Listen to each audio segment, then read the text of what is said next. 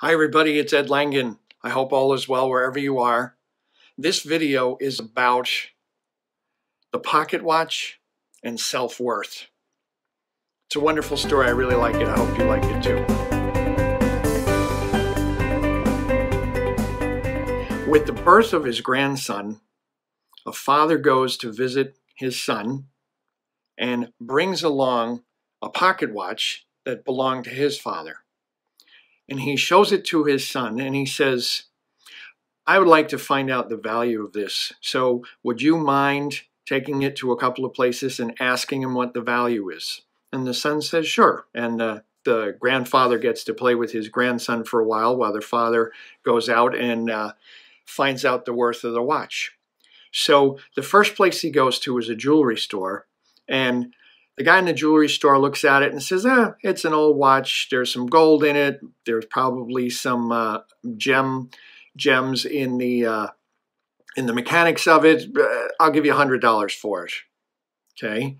The son then goes to the pawn shop and he has the guy look at it, and the guy says to him, well, you know, it's an old pocket watch. People really don't need pocket watches anymore. They barely need regular watches. Everything is on their phone and computers, etc. So it's really not worth all that much. I'll give you $30 for it.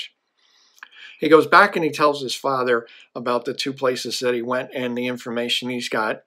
And the father says, why don't you go to the museum? They have an antiques section there. Go talk to them and see what they think it's worth. So with that, the son goes to the museum and speaks to the curator of the antiques exhibit, and he is blown away by it. He's like, this is an amazing watch. These are really, really rare. They come from when train conductors, everything was run by watches, pocket watches, as a matter of fact, and you had to really have a good pocket watch that kept time really, really well. And this is a very rare antique one. I would give you a value of $400,000. With that, the young man is kind of shocked and says, well, wow, okay. And then the museum person says, and I would even buy it from you.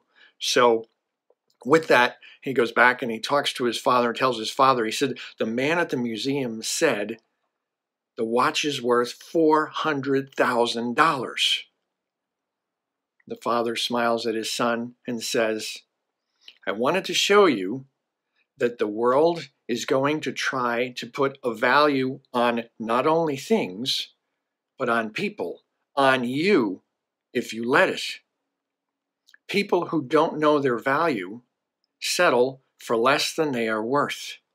Most people allow just about anyone to influence their perception of themselves. Remember, people pleasers never end up happy in the end. Know your value. It's set by you. You tell the world how to treat you by the way you treat yourself. Your son, my grandson, knows how valuable he is right now. No one is born with bad self-esteem. No one is born growing up thinking, I'm going to be a loser, I have no value.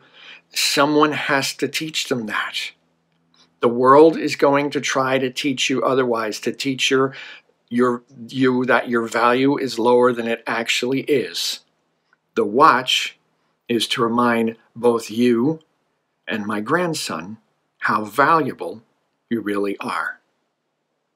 I love that story. And there's a great message in there, which is you tell the world how to treat you by the way you treat yourself. Your value is determined by you. Unless you're not aware of that, then you're going to allow your value to be determined by the world. So I would suggest that you really think about this, think about and remember how valuable you are, and take your power back.